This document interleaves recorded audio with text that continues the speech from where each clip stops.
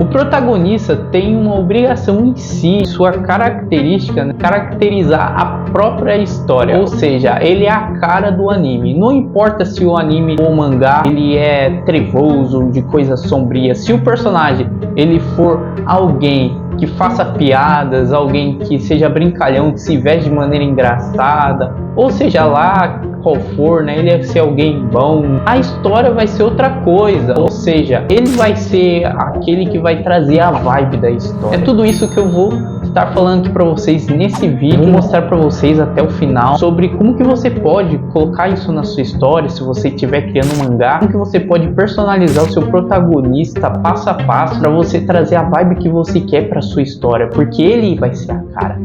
Vocês já estão pegando o mindset aqui, né?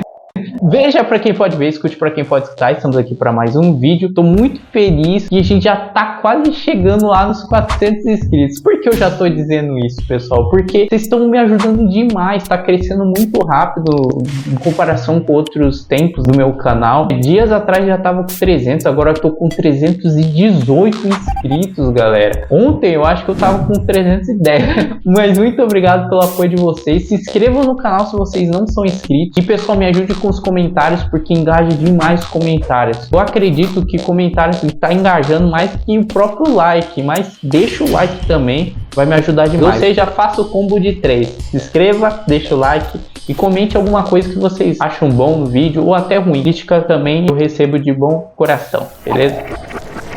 Naruto. Vamos começar com o protagonista Naruto. Ele se veste de maneira escandalosa, ou seja, cores vibrantes, aquele laranja na roupa dele, ele tem um cabelo amarelo, ele é escandaloso, ele fala, mas ele é um ninja, ou seja, ele é a cara do anime. Fala sobre ninjas, mas a história é outra coisa, ninjas com superpoderes que soltam raios flamejantes por aí. E é muito diferente do Japão feudal, que tinha aqueles ninjas e samurais. Mas falando mais sobre os ninjas, ele era pessoas que andavam nas sombras, se disfarçavam, se vestiam de roupas diferentes. Diferente do Naruto, que se veste com uma roupa só, quase o anime todo. Mas se você vê uns ninjas do Japão feudal, eles se vestiam de maneira variada, de acordo com o lugar onde eles iam. Eles eram pessoas mais ocultas, eram espiões, e eles agiam de maneira não tão escandalosa quanto o Naruto. Mas o que eu quero dizer com isso, né? Naruto, meu irmão, ele é a cara do anime. Porque se você vê Madara taca aquele 2 meteoros do céu, tem aquele Rasengan que solta aquele barulho escandaloso, tem as kunais que nunca acertam a ninguém, né? O que acerta as pessoas são superpoderes que o pessoal forma com chakra poderoso. Se você vê da história do Naruto, os mais discretos é o Itachi, né? Que ele tinha uma missão realmente de ninja, de infiltrar Nakatsuki se portando como um criminoso, e Jiraiya, outro personagem que ele se infiltra lá dos Pains, né? Ele quer ver o líder da Akatsuki para completar uma missão, mas no final ele morre, né? Aquela história triste. Os personagens mais queridos, né? Que tem umas mortes mais tristes, né? Da história de Naruto. Mas você vai ver, o cara ele realmente cumpriu um papel de ninja, embora em outros momentos ele fosse mais escandaloso, mas aí que está. Você vai ver em outros personagens, na maioria, que eles são pessoas escandalosas. O Choji, que ele é gordo, que ele come demais, e a única coisa que deixa o pessoal discreto lá é a bandana, né? Que na verdade não deixa discreto nada. O único mais ninja, assim, na questão de aparência lá é o Kakashi, que ele tem aquele negócio. Mas lá, o que eu quero dizer é isso, né? O Naruto é o protagonista que solta aqueles clones, que grita, que solta Rasengan. Mas você vai ver isso em todos os outros personagens, não só no protagonista. Ichigo, de Bleach.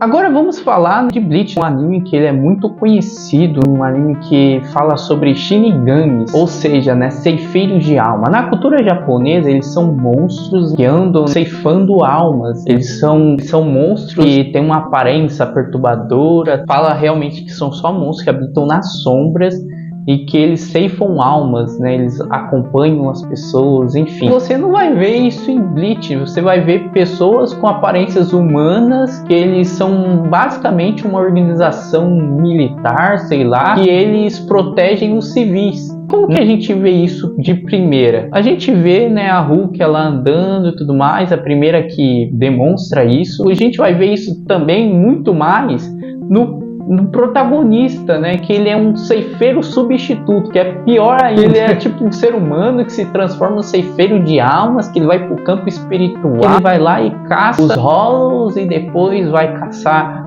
vai enfrentar os capitães e depois os espadas, que são mais parecidos, né, com a ideia de Shinigami. Tem os Quincy's, né, que também é basicamente a mesma coisa.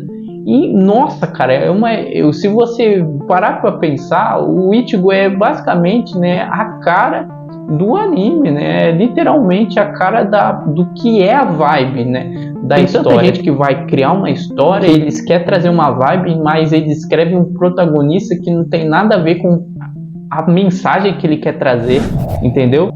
Saitama.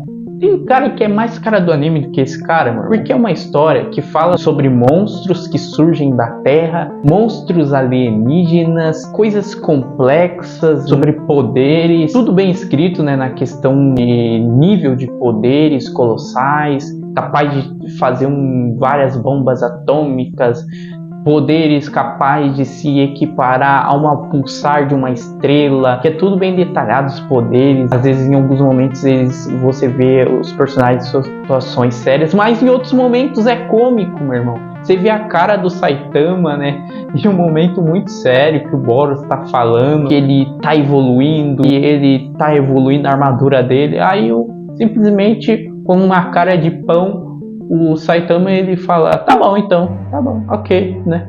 Ok. Meu irmão, isso é muito interessante porque em certos momentos ele tá bem desenhado, em outros momentos ele tá muito mal desenhado, mas isso é proposital, tipo uma caracterização com base da história já da webcomic, né, do One Punch Man, né, do autor original One, né? Não é o Murata. Ele é apenas o artista, mas o autor original, né, ele se intitula como One, de One Punch Man, porque ele criou essa história primeiramente, mas ele se chama como One. Na história da webcomic, é tudo mal desenhado, ele era iniciante, né, na época, né. Depois, se você vê, né, ele evoluiu, não sei se ele é o mesmo ator de Mob Psyche, né, que você vai ver o mangá, algo já muito bem, você vai ver a evolução dele, né. Você vai ver o Murata ele pegar essa caracterização do mal desenhado, né, do One, para momentos cômicos na história, já está presente nas revistas principais e presente na história do mangá. Isso é muito interessante, é muito impactante. Um dos mangás, né, que às vezes é muito mal desenhado, mas vocês têm que ler, pessoal, porque é uma das melhores referências para estilo de arte, para desenho, mangás bem desenhados. Para vocês terem noção, o estilo de arte de One Punch Man, para mim, eu me apego mais do que o estilo de arte de Berserk, né, Vinland Saga, né?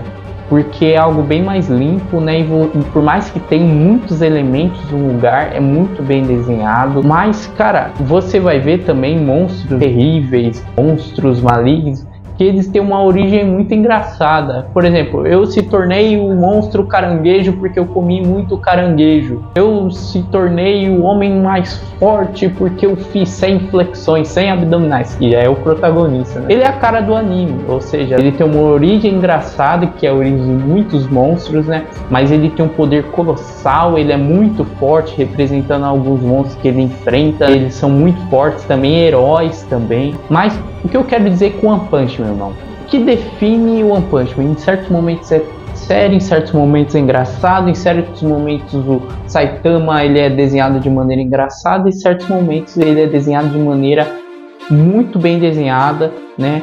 Com a imagem mais fechada, né? Mais sem mim. E você vai ver outra coisa, né? Cidades sendo destruídas, muitas pessoas morrendo, né? Saitama voltando no tempo. Mas você vai ver, tem algumas outras lutas que são cômicas. Dá pra pegar referências de outras obras, né? Que o protagonista, ele é a cara, né, da obra.